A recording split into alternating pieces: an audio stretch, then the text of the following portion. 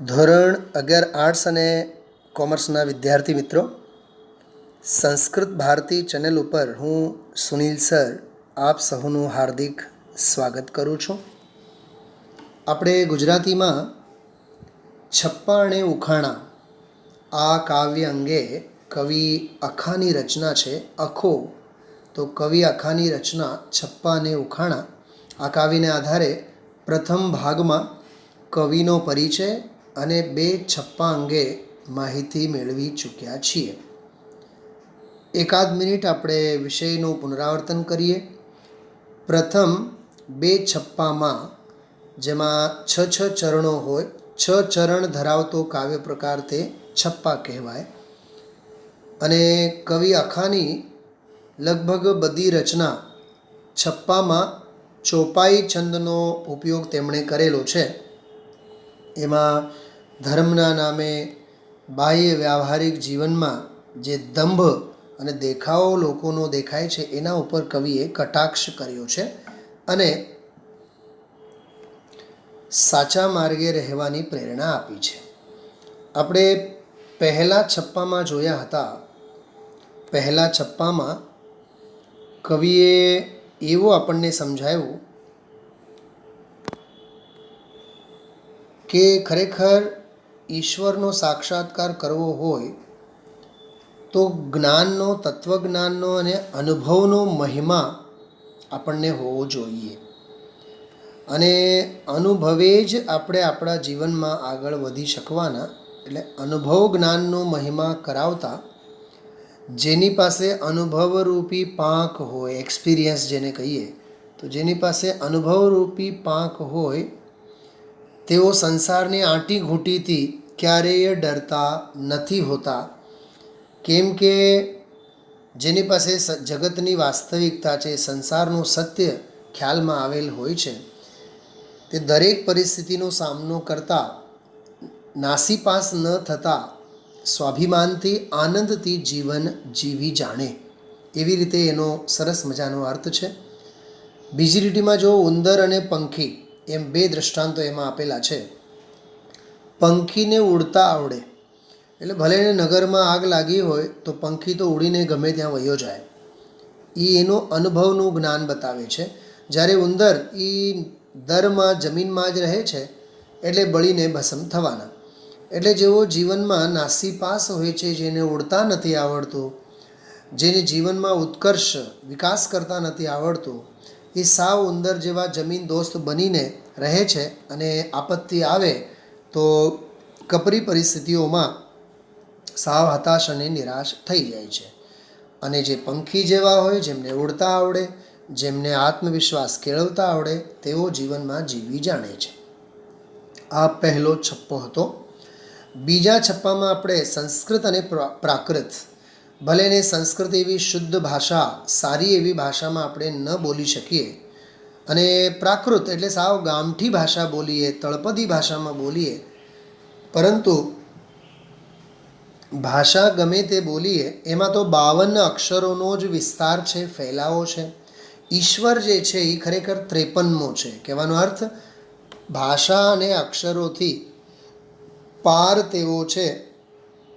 એટલે ઈશ્વરનો જો સાક્ષાત્કાર કરવો હોય તો આપણે ભાષાને ગૌણ કરવું જોઈએ અને મૂળ ભાવો આપણે સમજવા જોઈએ. એટલે ભાષાને ગૌણ ગણીને ભાવનાનું મૂલ્ય જો કરવામાં આવે તો જ ખરેખર આપણે આપણા જીવનમાં આગળ વધી શકીએ. એવી રીતે આ બે છપ્પામાં આપણે જોયા હતા. સ્વાધ્યાયને આધારે આ સામાન્ય પ્રશ્નો છે, એટલે નવનીત ગાઈડ છે કે અપેક્ષિત છે, એને આધારે આપ સહુ લખી રાખી શકો છો એમના બધા જવાબો. હવે જો ઉખાણા, આમાં કવિ શામળ કરીને 18મા શતકમાં થયા. તેઓ સંસ્કૃત, વ્રજ, ફારસી ભાષા ઉપર એમનું પ્રભુત્વ હતું. સંસ્કૃત, પ્રાકૃત, અપભ્રંશ કાળની કથાઓને આધાર લઈને તેમણે પદ્ય વાર્તાઓ બધી લખી છે.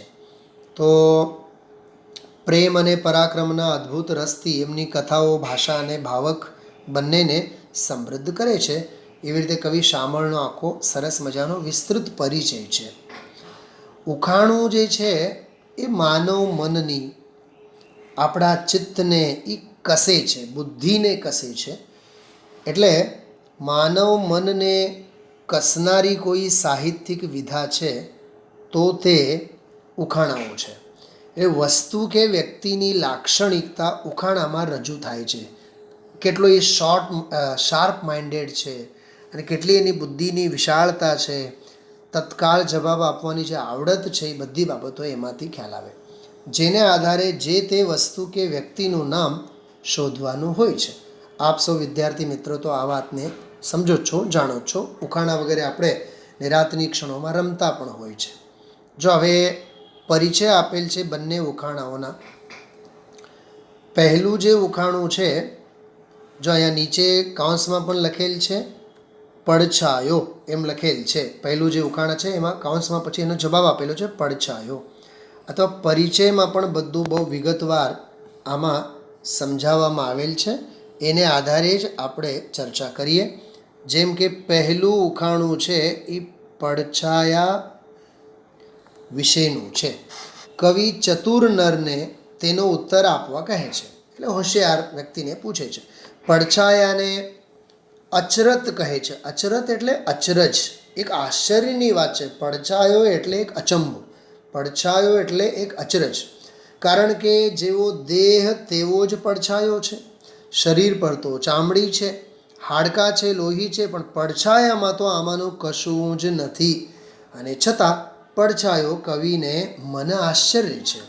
પડછાયાની લાક્ષણિકતા ઉખાણામાં દર્શાવી છે અને તેનો ઉત્તર આપવા માટે જણાવ્યું છે. બહુ ટૂંકમાં આપણે એની વાત કરીએ. જો આ પહેલો ઉખાણું છે જે પડછાયા અંગેનો છે, એને આધારે આપણે ચર્ચા કરીએ.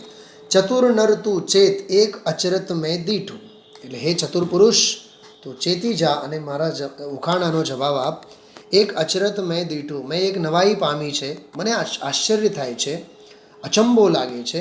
સુંદર રૂપ સ્વરૂપ, જેનું રૂપ ખૂબ સુંદર છે. અધિક અમૃતથી મીઠું, અમૃત કરતાં પણ વધારે મીઠું છે. કાયા ઉપર હાડ, એના શરીર ઉપર એના પ્રમાણે હાડકાં છે. હાડ ઉપર વાળ ભણી છે, વાળે છે. અને વાળ ઉપર છે રુધિર, વાળ ઉપર લોહી પણ છે. સુગુણ તેના જ ગણી છે. એટલા સરસ મજાનો ગુણિયલ એવો એ પડછાયો. ખરી તે ઉપર તો ખાલ છે, ખાલ ઉપર વાળ જ નથી. ભલે ને એના ઉપર તો, એના ચર્મ ઉપર, એની ચામડી ઉપર વાળ છે, ચામડી છે, બધું છે, પણ ખાલ ઉપર વાળ જ નથી.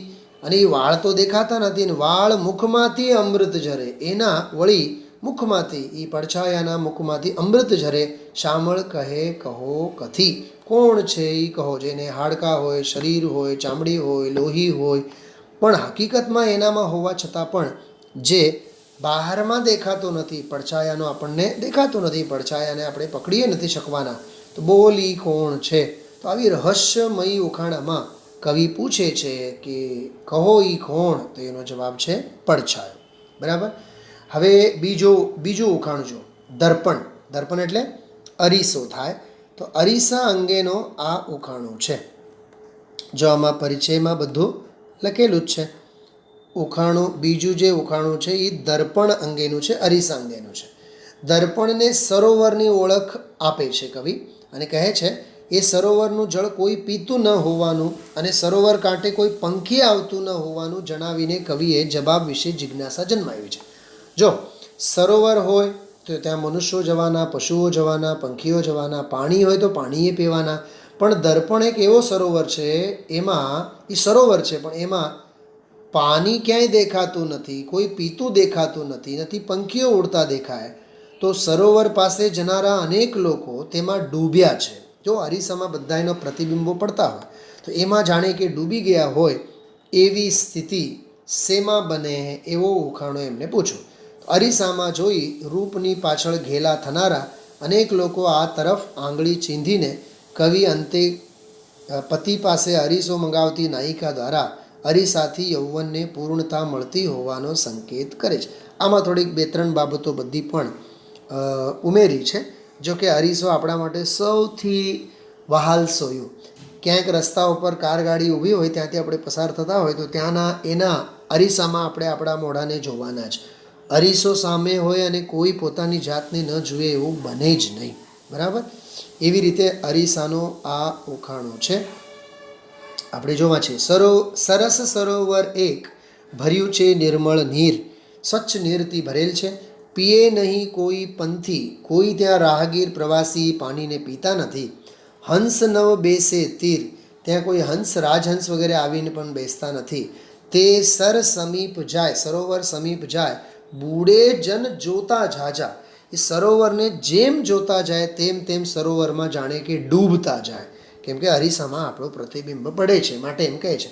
દુઃખ ન પામે દેહ, જો સરોવરમાં ડૂબી જાય, પણ અહીંયા કહે છે દર્પણરૂપી સરોવરમાં ડૂબનારા ક્યારેય દુઃખી થતા નથી. રહે તરબીબે તાજા, અને તાજા ને તાજા જ રહે છે, પ્રસન્ન જ રહે છે. એવી રીતે વિરોધાભાસ અલંકારની ભાષામાં કહે છે.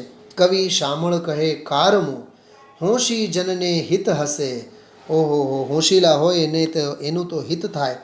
સ્વામી લાવો સોહામણું, તો સોળે પૂરા થશે. એક નાયિકા પોતાના પતિને કહે છે કે સ્વામી તમે મને લાવો એ સોહામણો, અને હું સોળે કળાએ ખીલી ઉઠું. કેમ કે શણગાર કરતી વખતે દર્પણની અરીસાની સામે આપણે ઊભા જ હોઈએ.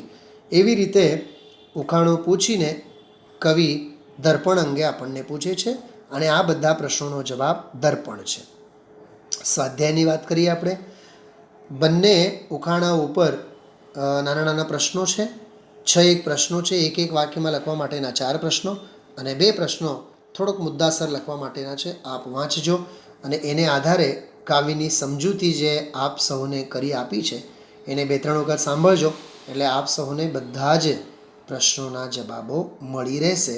તો એવી રીતે આજે આપણે કવિ અખાના છપ્પા અંગે તો આપણે જોયા હતા. આજે આપણે કવિ શામળના ઉખાણાઓ અંગે, જે આપણા કોર્સમાં 2 ઉખાણા છે તે ઉખાણા અંગે માહિતી મેળવેલી છે.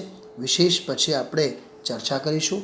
ત્યાં સુધી સહુને નમસ્કાર.